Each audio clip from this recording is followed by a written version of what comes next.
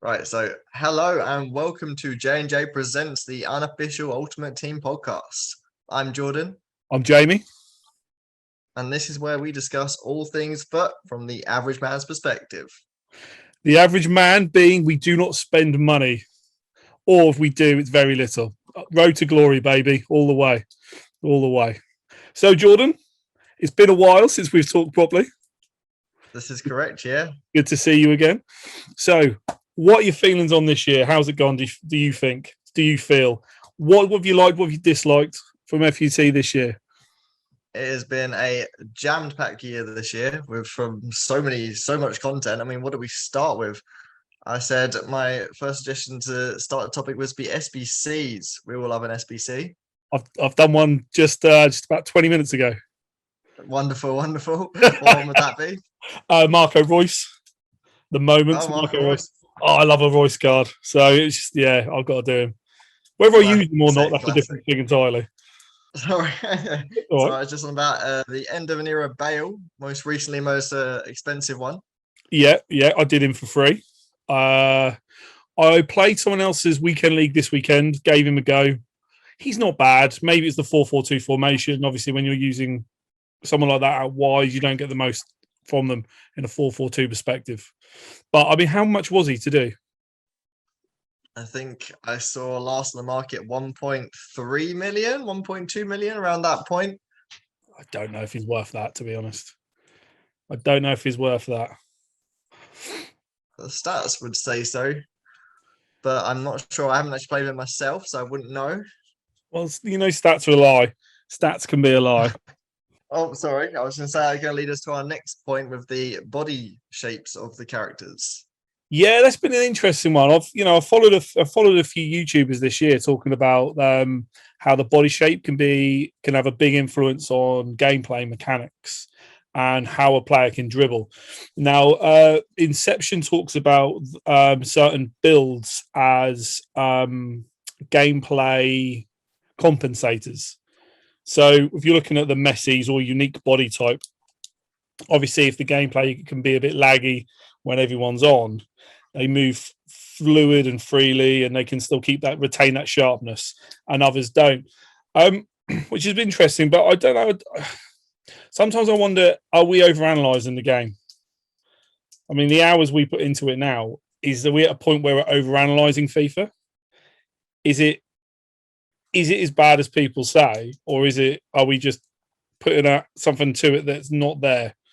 I don't know. What were your views? I mean, this is a good subject to just touch on because with views, it does depend. Depends on what you're comparing it to or what you're comparing it from. If you're comparing it from the previous FIFA, we are looking for itsy details because there's only minor changes from game to game. But more importantly, you'll see the meta or most effective tactic available, it stands for. You'll find most people will prefer the short players in recent games for the dribbling. That means so much to skills. I mean, to skills, the fluent of your gameplay, especially when we have the slow servers, which will be a whole nother topic altogether.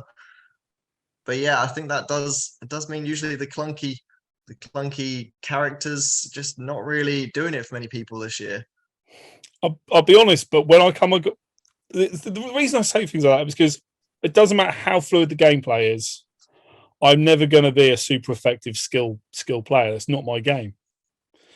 But then I'll come across someone who'll be playing like Harry Kane Tots card that was an SBC and like a Haaland Tots up front, and they will ruin me, or a team the year Lewandowski, and they shouldn't be able to do it, and they tear you apart just because I think so many people try to focus on what the meta is. By the way, I didn't know what that stood for. So many people focus on what that is, but I think there's more ways to play FIFA, and everyone's funnels in because everyone's so obsessed with the YouTube and what the best players, quote unquote, say the meta is. They try to force you down like a tunnel, and actually FIFA's bigger than that. It can accommodate all sorts of styles of play. But are you brave enough to go for it? I don't know. That's something different entirely. I mean, you yourself, you're the unpopular opinion puffin. Going Yeah, back to FIFA 18 with Van Basten. You legend. you use players that aren't normally used. Do you find you struggle? I think from FIFA 18, it had a slightly different build to the game where we had flashback Ibrahimovic was extra well. And now that was FIFA 19. Flashback Ibrahimovic was extremely popular. I think that was during the mid game roundabout team of the year.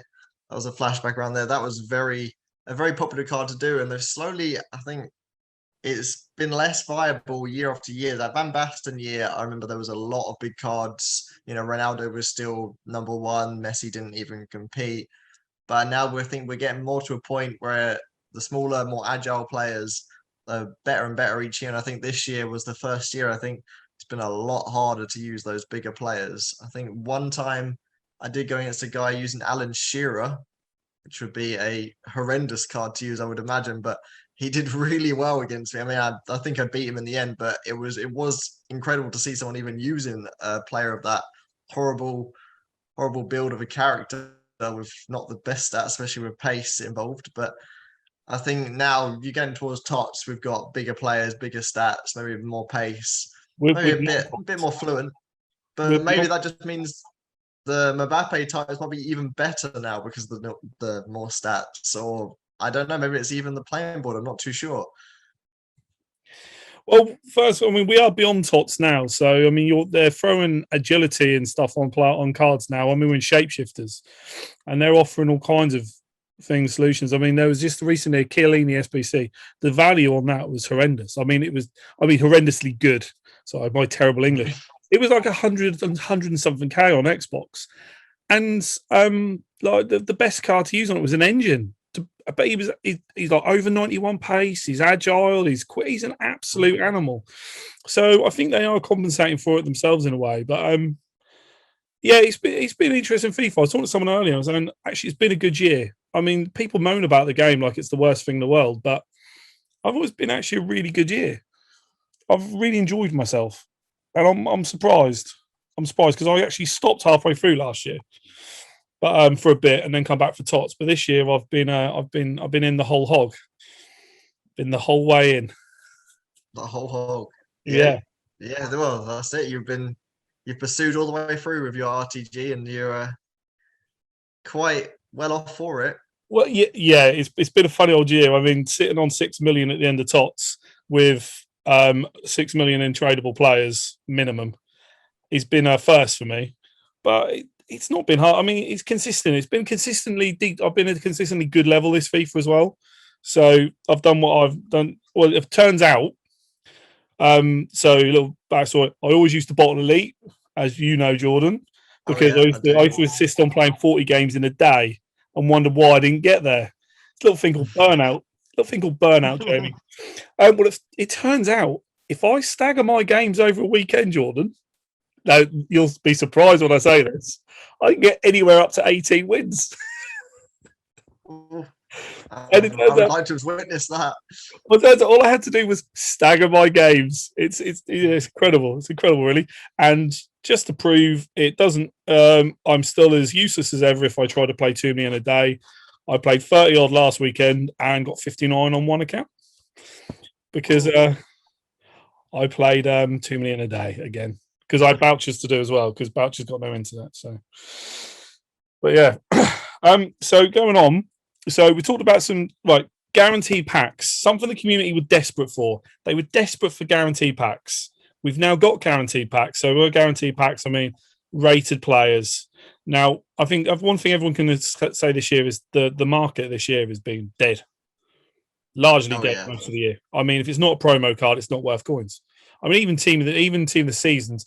No, it's not team of the season. Sorry, team of the week. So team of the week, unless it's Mbappe, unless it's like a full meta card, you're not getting any money for it. Literally nothing. They're SBC fodder now. I don't think the guaranteed packs work. I know people I ask think for there's it. a Go on, well, I'll there's go a on. different extent. Yeah, no, there's a different extent to it. I think they work. I just think there shouldn't be as many. There's too many available to everybody. That's the difference. Whereas before, if we wanted those guaranteed packs, you wanted, if you were getting your elite, you were getting your higher picks. There should be team of the week, 84 plus, minimum. But they've gone from one side of it where we had no minimum rating to the other side where we've now got tons, and everyone and their granny, everyone has got it now. So it's just ruined the whole market. It's completely, I can't think of the word right now, but there's just too much. It's just too much. The market's dead. I mean, Team of the Week cards have never been more expensive because you can't buy them. They're not being released at the moment, obviously. And then, yeah, if it's, I don't know. I always thought this could be the problem. And the one thing about FIFA is people moan about their ranks. They attribute a value to their rank higher than what they're being offered.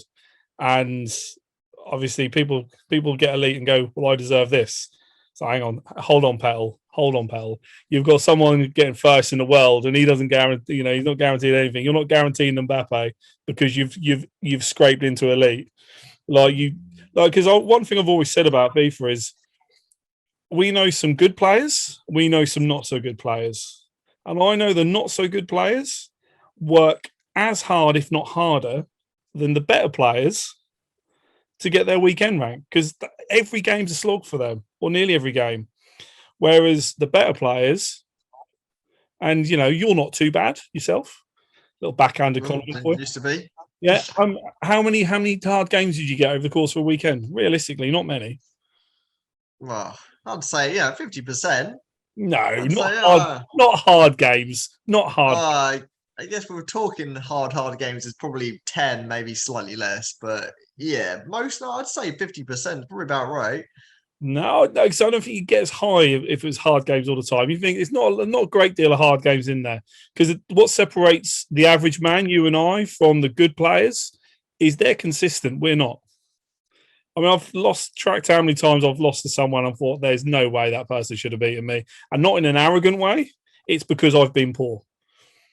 They've not done anything special. It's just because I've not taken my chances. I've not been composed around the box, and I just think, you know, I'll never be that pro player, because that pro player doesn't matter if he's played 50 games in a day or 10. He's switched on. He can do what he needs to do game on game.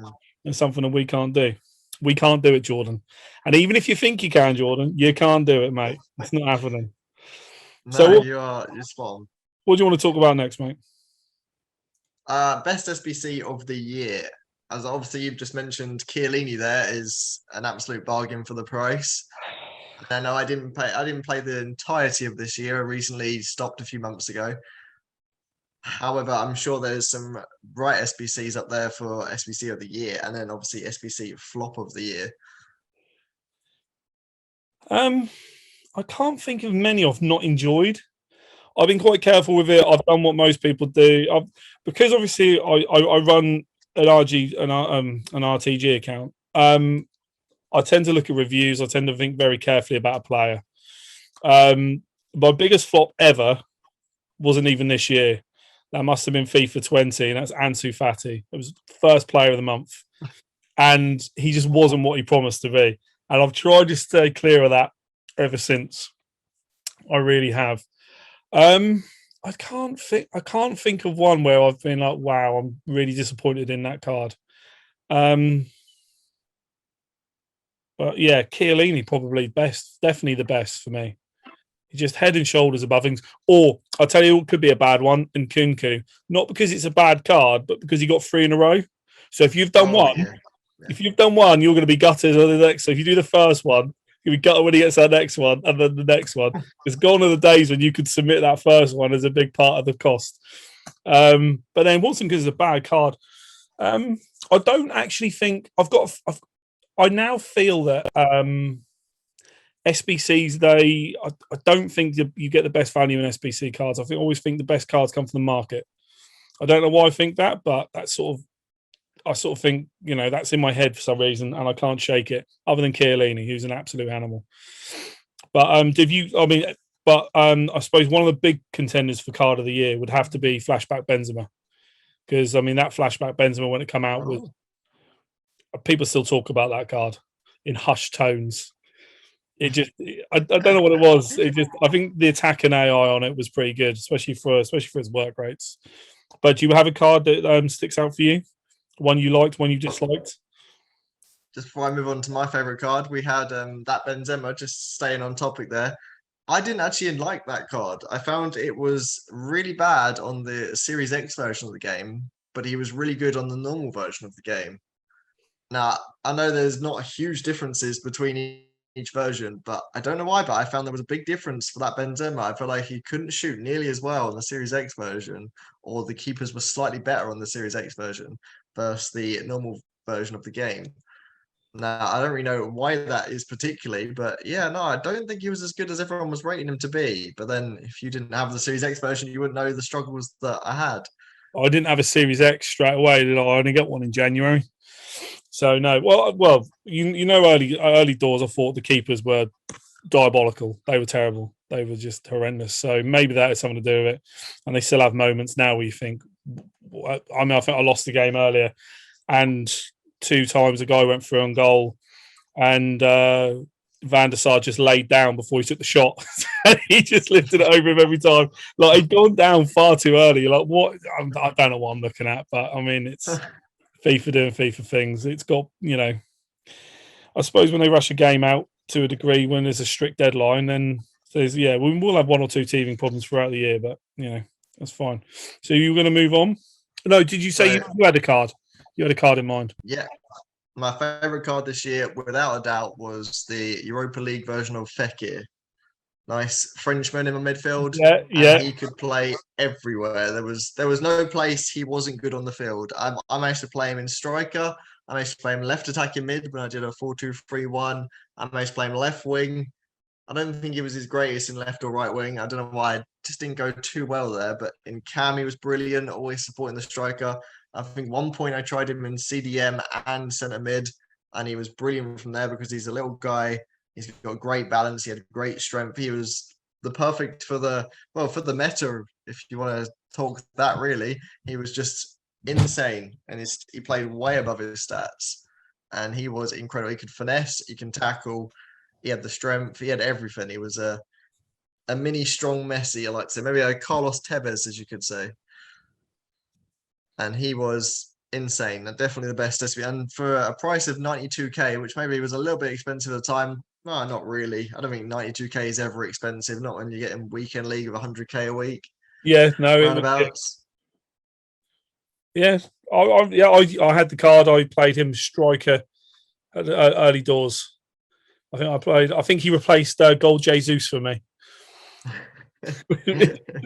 which is quite something to really thinking about that far. What we got? What else was on our hit list for today, Jordan? Can you remember? The flop SBC of the year. Which one were you most disappointed with?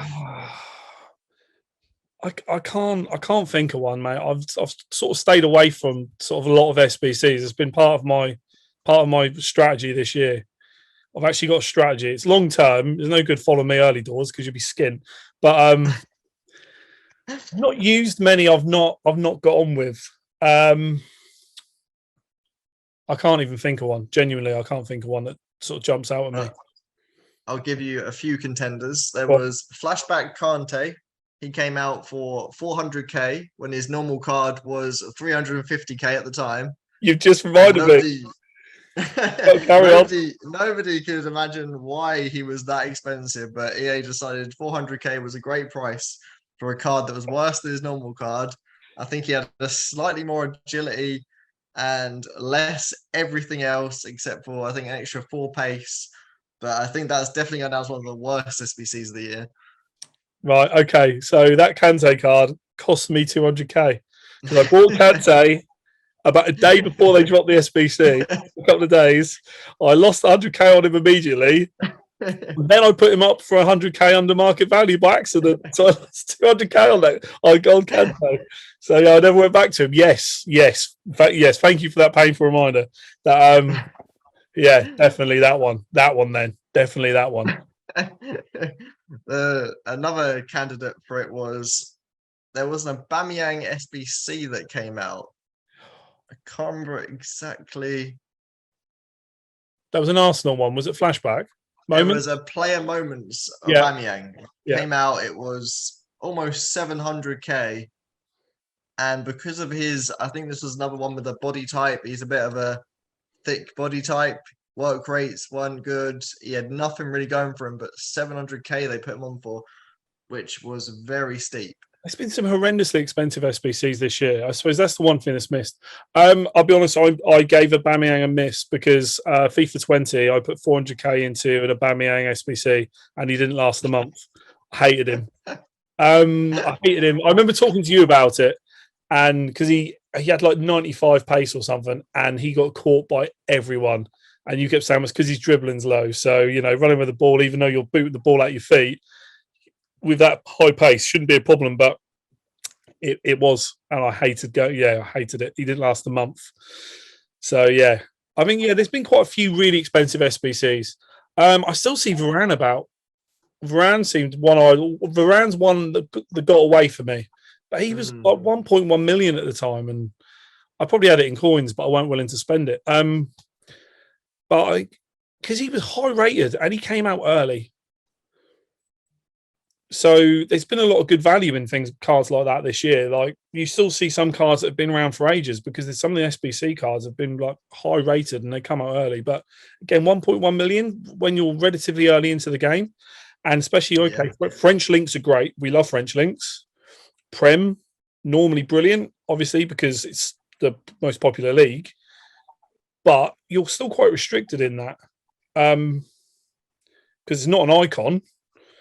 But 1.1 million, overpriced for sure. All in all, my favourite one, I've just thought my favourite SBC card would be Player of the Month Mbappe, which came out at the end of the game. He was 2 million. I grinded it out and he cost me about 100k or less in the end. And had I waited till Thursday, I could have done him for free with the cards that I got in my rewards. But I was impatient. So yeah, probably that one. I still use that one now, actually. Because it's the height really, and because he's got the pace, he's got the skills that I don't use it not too much. But the fact that if you are up against it, you can drop a ball on his head, and you can't always drop a ball on someone else's head because sometimes that header's on. If you've got I've got Team of the Year Messi, if he's up front, he's not winning a header. He might win the odd one, but it's not. It doesn't win them that often. It's not really even worth trying. So I do like that extra bit of height there, but again. It's the rest of the Mbappe's like the total package. He's a special card this year, and he probably will next year. That's it. FIFA's golden boy, Mbappe. That's the one. Yeah. I'll be interested. What rating do you think he'll go to next year? Because I mean, his season's not been. I mean, it's been good, but it's not been outstanding. What is he now? Is he 91? 90? 91. 91. It wouldn't surprise me if EA give him another +1. Just because that's an EA thing to do. But honestly, I think everyone should get a downgrade. If they're going to be doing this many promos over the year, people need to start lower. It's got to a point now where everyone's maxed out, everyone's 99, but there's still more promos. The year's not over yet, and it shouldn't be like that. No. It should still be a build-up. We've had four weeks of shapeshifters, and then we're going into a week of we're going to footies. Yeah, everyone loves footies. So who knows what footies is going to bring? But that's just SBC, isn't it? I mean, SBC after SBC, and I've just saying that I've just realised I just put SBC fodder into Marco Reus, who will probably be redundant next week. But oh well, never mind. We'll see. Well, it doesn't matter. It doesn't matter. FIFA doing FIFA things. So what? Okay, so there's a lot of talk this year about animations. This is what I mean by are we overanalyzing? We got to the point where we're talking animations about a game. So there's a lot of talk about FIFA not being FIFA anymore, and obviously was it 2K buying out FIFA? That's right. Yeah. Yeah. So people go, oh yeah, it's gonna be great to have some competition. The competition, I've got no problem with competition, but you've only got to look at Pro and what's Pro become, and see how poorly that's been implemented. And I think we're going to be a good couple of years off before we get some proper competition for it. But everyone's saying that FIFA's a bad game. I think I dived in the comment section earlier, and I think people are complaining the game's all AI based. I mean, it's 11 players. You control one. You need AI. What level do you not have AI? It's less AI based than FIFA 19 was probably the heaviest one I've played. 17 and 19. This one isn't bad. But what is it people are after? I mean, I know what they're after. They want to win every game, but they're not good enough. But part of me thinks that we got to a point now where why are we analysing animations? Go to any YouTube review and they'll talk about animations as a card. And we got to the point where like we're just nitpicking for this, because we've got nothing else to nitpick about. I mean, you want to like ignore the business side of it, because that's another thing entirely. Ignore the whole, trying to get you to spend hundreds and hundreds of pounds on promos. Ignore that. That's evil. That's corrupt. We'll ignore that. They thankfully they do give us enough opportunities to get cards without spending. That's fine. But are we really at the point where we're analysing animations?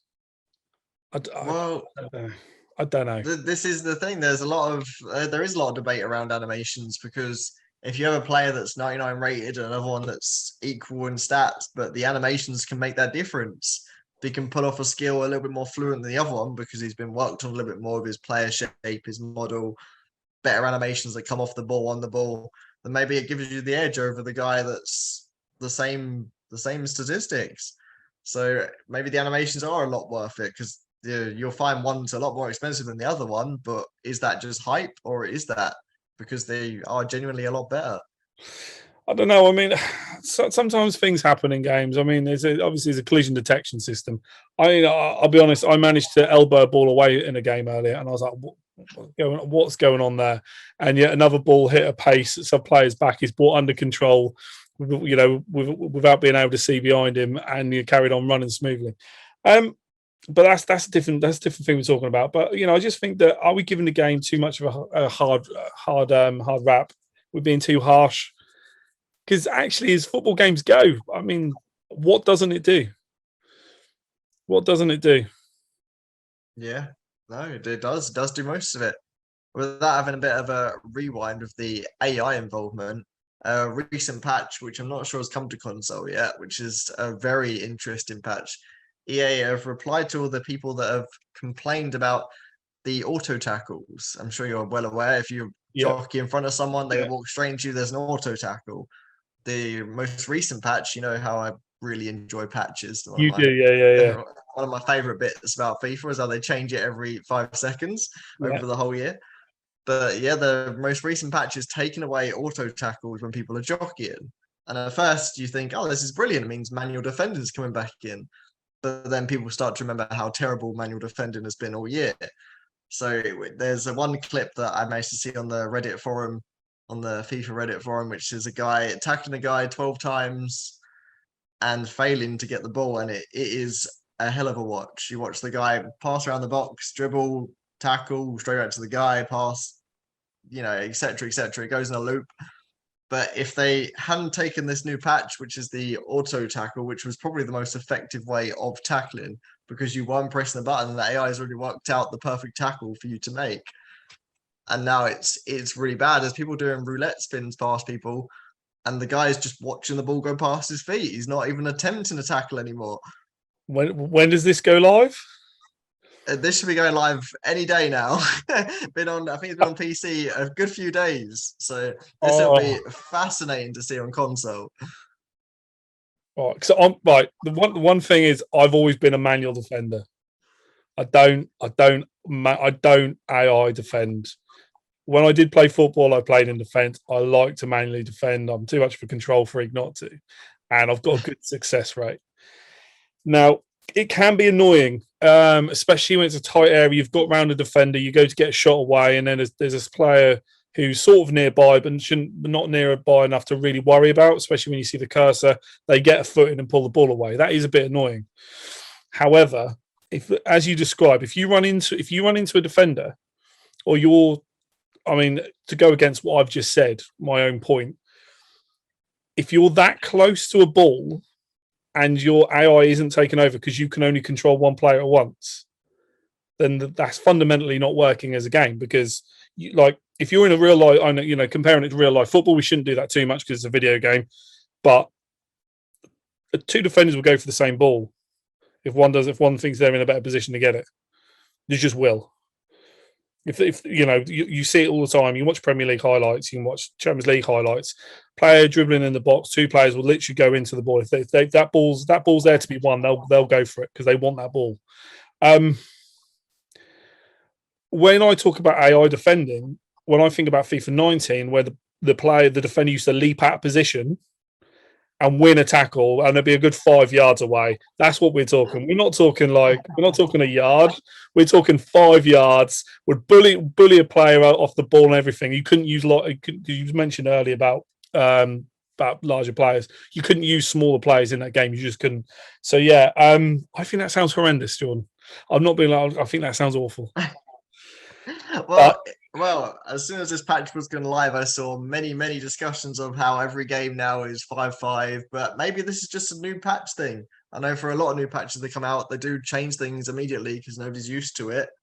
Yeah, they've got a live patch running as well, don't they? That they claim that they do tweak. Is there a live patch for a live update? I can't remember. I do remember something slightly said about it, but I wasn't too sure how that worked either. Because I'll tell you what I find. I find that some days I go on and I can't get my time shooting. It just goes. I mean, I used to hit them every time, and it's just all of a sudden I can't hit them for days. I don't know why. It just goes completely. So I don't really know what's going on there. But maybe that's me. I'm not blaming EA for that. They get blamed enough for enough things. I'm getting on their case for that. Yeah. No, yeah, that was probably not an EA thing. Probably you just being a bit old, to be honest. Well, you're not wrong, but you're not wrong. But it could be. But it does. I went from timing everything to either being too early or too late. Never mind. That's just me. So what I said earlier about consistency. When you play good players who are consistent, that's what separates the pros from the rest of us wannabes. What else were we discussing, Jordan? The ultimate Tots failure was the subject you wanted to cover. Yes. See, it's been a few weeks now, so I've got over it. The ultimate Tots is probably the biggest robbery I've felt in FIFA. It's the one I've just gone, that's just, what have you done? Now, the way I'm sort of the opinion now, this is a twofold point. There's pros and cons. So about the whole Tots reward system. Now, I know in previous FIFAs, there was people who go, I only get to 14 and I stop. So there's a lot of that because you get better rewards and nonsense. You're just in a bigger pool of players. So you might see more top tier cards come out of Gold 3. It's because there's infinitely more players in Gold 3 than there is Elite 3. It's common sense. It's just common sense. But people, it gets left at the door, especially when you're talking of FIFA and football anyway. But they tweaked it. So I think the threshold was 45 points. Now, what's that? I can't do the maths because obviously you don't even need that many wins for 45. 9 wins, 8 wins. What's 45 points? I'm not really sure. Anyway, I'm not really sure. But 45 points got you 1 Tots. It was a player pick, but 1 Tots. Yeah. Now, the poorer players amongst our friendship group were moaning about that and going, well, this is a robbery. And I mean, well, you've still got an uncapped Tots for 45 wins. I mean, that's right. You get to 51, you get 2. That wasn't a big deal. And obviously for 60 points, you got a Tots pack. It was a lesser league. It was a mixed one, but 60 points, not too hard to get either. So then 67 was the major league. So that was good. We got to, power through Tots, doing really well through Tots, 18 wins during Prem week. No, Bundesliga week. I wanted Jude Bellingham. I had to buy him because I got crap, but it doesn't matter. You've got to be in it to win it. You've got to be in it. And I was quite happy to be in it. I was very happy. And then got to Ultimate Tots. I was really look forward to Ultimate Tots. Well, the first thing they did was expanded the squad. So because they're doing squads of 15, they expanded to squad of 23, I think. And so straight away you've got less chance of getting the very best ones, but you've got some good cards available. So that's cool. You're like, yes, excellent. Mm-hmm. But where they screwed players was they took away the Ultimate Tots in Reds and gave you just 91 plus for the major leagues. Oh, yeah. So what should have been a pool of 23 players, I think I worked out it was 69. because there was only 6 players that didn't qualify across the 5 major leagues. And Yeah. I think I got Kevin De Bruyne, who was, I can't remember, if it might have been 400 or 500k, which you might see as a win, but it annoyed me so much because I didn't care if I got the worst 2, but the chance is what I played for. It's what I wanted, and it was the sweatiest weekend. It was a sweat bag of a weekend. It really was. It was infuriating. I think I had people quitting at 0-0, 1-1. It was just they weren't giving you anything if they didn't have to. And I was looking at going, well, look at the rewards. What's the point? Painful. It's so painful, and it did feel like a robbery. It did. I mean, I think it killed a couple of players off. You think because I sort of quite like this time of year because there's so many fun cards come out, and you change your team a lot, and prices come down, and you can afford to do a lot of things. And it just ruined it for me. That's my big gripe because I think Ultimate Tots is the pinnacle. And if that's your getting off point, if you get an Mbappe, that might keep you a couple of weeks. I don't expect an Mbappe. If I get one, amazing. Don't expect it. But to take my chance from, even in basic maths terms, say a 1 in 23 chance or 2 in 23 chance, it's not that because obviously the high rated cards are lower probability. To a 1 in 69 or 2 in 69, it's just it felt wrong. It felt like they stole my lunch money. That's a sour taste in your mouth. Yeah, not a great one. No. And I thought that's one of the biggest missteps of the year. Ultimate Tots. It's the one I really look forward to. So I thought I'd go out with a bang. Really look forward to it. No. But it does bring me to the other, or I'll make a final point for the night for this week. Rage quits. Rage quits. Your favourite topic because you experience it so often. Yeah. Now I said I've got a good team. I'll post a picture somewhere in this video of the team so people can see. I've got a good team. I'm sat on 1.6 million at the minute. I've got an interesting idea for this weekend, but we'll talk about that in a minute. But rage quits. What I liked at the start of the year was the good community spirit. I mean, I still do it. If I don't need a win, or I need my rewards, I'll give out wins. If I'm playing friendlies, there's some friendlies for swap tokens at the moment, and you can only play 4 games a day. Once if I've got spare games that day that I can't use for anything else, I will give my wins away before I leave the game mode. Happily give them out, not a problem. But there is a growing number of people who will quit if they don't like the look of your team. They'll quit kick off just to get their rewards because waiting 2 extra seconds is too long. And it's people who are doing it maliciously. The amount of times that I'm a slow starter, usually. It's not unusual for me to go 3-0 down and then me to pull it back and win.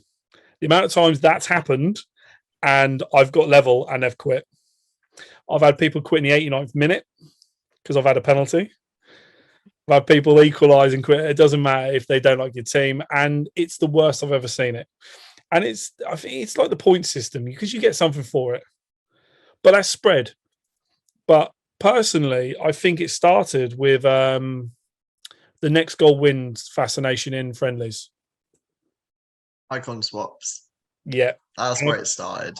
I mean, there was always an element to it. I've had it in previous years when I've had a good team because I do grind a good team. So yeah, it does happen. But now it's got to the point where people just don't swap. And what annoys me most is if I go 1-0 down, I'm willing to play on win or lose that game. Or if I go 2-0 down, I'm willing to lose that game. I don't mind. But they can't stop themselves and they'll dashboard. And I find that very, very, very annoying because it's got really bad now. Rivals, friendlies, weekend, it doesn't matter. They do it all the time. And sometimes I can go 3 or 4 games on a bounce of it happening. And it's gone from a minor annoyance to common annoyance. Something's got to change. Yeah, someone's got to change because good teams aren't unusual now. Like, okay, I might have a better team than most, but we're way beyond FIFA 18, FIFA 19. I suppose FIFA 18 was when the SBCs really started ramping up. So Yeah, that's right. we've gone so far beyond the point where at the end of the game you'd see gold cards. It's not unusual to go into a game and see full special cards now. Yeah. There's enough opportunities to give you cards or to you to earn cards, and full special teams isn't unusual. So, like, you can't judge a player on their team. I mean, you never could because obviously the spending element, but it's we're now at a point where it's affecting too many people's enjoyment of the game. And I'll be honest, I most see it in qualifying, and it tends to be from the players who aren't as good. Well, it's the same as every game. Every game, the weakest players are the ones that are the sorest losers. It's usually how it goes. But aren't they also the ones who are complaining the most and having the game changed to try to fit their criteria? That's right. And we call them the casuals. Yeah, they are the casual lot. The disgusting, filthy casuals. I'm not at the point where I want them rounded up and shot yet, but I certainly want them. I want them on some sort of register. So we need them controlled. We need strict guidelines for these casuals that want to come in and upset the hardcores. That's about right. Should be no breeding outside of your given status. No, but it's. I mean, I've seen a tweet suggested next year EA are doing something about it. There's a system in Apex where if you quit a game, you're timed out for 20 minutes. That wouldn't be a bad idea, but it wouldn't stop it. No, it wouldn't. I think we need to resort back to that you quit, the other person gets a win. Because let's face it, when it came in for Weekend League in particular, that was your only way into the pro tournaments. So it was deemed a way of control. You had to play the game because it's competitive. Well, that's now rivals.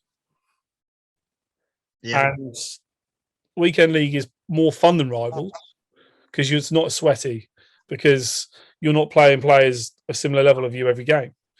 So, and I mean, that's also reflective in rewards, where you get them the moment you finish Weekend League now, but you've got to wait weekly for your rivals. So give us the win if someone quits, because it creates, because there's a lot of games to play a week, and if people are going to be that toxic, it's the only way of stopping it. And I don't think it will stop. It won't stop it, but at least that way, you're not infuriating the people who actually want to play your game. And people like me have grinded for a good team. I don't want to have to play double the amount of games as other people because people will quit at kickoff. Yeah. I know it sounds, I sound like the 1% complaining about paying my tax here. But do you know what I mean? It's just, I didn't put money on at the start of the game. I was running Gold Jesus for weeks.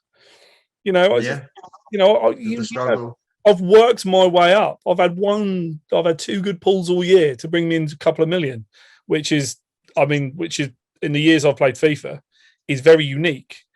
But because it's never happened before, my highest ever pull was 700k or something. But it's a bit frustrating. So I want this tweet to be true with every fibre of my being, because those quits are just so annoying. In all honesty, it should not have been in this year at all. It shouldn't have been a thing. When it first came in, I was happy they implemented it. But at the time, this was a time where there was a lot of no-loss glitches coming in, when people could force disconnect the opponent, and it was happening a lot. So they had to do something, which is fair enough. At first, we were back in FIFA 17, I think it was, we were all saying, oh, maybe they should add maybe a 10 minutes overlap or something where nobody can quit and then it'd be a draw. And I don't know how hard that'd be to implement. There'd be so many different ways of putting in something that makes sure they don't be able to abuse the game. But then that was back then. They've brought in more security. I mean, I'm sure we still had a no-loss glitch. I think even this year, I'm sure one came out quite early on. But I'm sure it was still patched rather quickly. I'm sure it was to do with the mobile internet, the 3G connecting up. There's been many different methods of this no-loss glitch coming out, but I think it's all solved now. And if it is all solved, we don't need this extra security of being able to quit a 1-1 and nothing happening, especially if you're pressing pause and pressing forfeit. There is no reason why the other person shouldn't get the win. Well, the dashboard as well. The dashboarding. That's the quickest way, because obviously penalties, they stop the pause before the penalty. Although if you press pause quick enough, when the player goes down, it still goes to the pause screen. So they dashboard. They dashboard and quit. I suppose the other option is that an AI takes over, but maybe a beginner AI. I don't know something, but Yeah. because it's punishing players who actually work, and I'm not blaming them all, but disproportionately Liverpool badges I see it with. I don't know why. Maybe I just notice it, but it's disproportionately Liverpool badges currently. But we'll see. Maybe Yeah, because there's yeah. more of them proud of being a Scouser. I don't know. We'll see. But I don't know. I mean, that's just it is the bane of my existence when you're sat there playing the games, and you know what it's like. You're being a party. There can be quite a few of you all doing weekend league, and you hear people, he's gonna quit, and it's like infuriating. Yeah, I mean, the most infuriating bit of it all is the fact that you can still do it even in a penalty shootout, and that And you, baffles me. Yeah, in a penalty shootout, I've seen many videos. Penalty shootout, the final penalty in sudden death, and the guy knows he's already about to lose if this penalty goes in, and he can dashboard it, and it still ends the draw. It is beyond me how they've never thought that through, because that is mental. 120 minutes gone of game time, all penalty shootouts, so you could be 11 apiece, and then the guy misses his penalty, and he goes, well, we're at a draw right now. So he dashboards it, and the other guy does not get a win and has to replay that whole. That must be a 25 in real life minutes. That's actually mental. I didn't know that, but as some players, I would have loved to have done that too. But no, I don't do it. I am. If I've got to leave, unless I have to leave quickly. Oh, it's just me. Unless I have to leave quickly, I don't do it.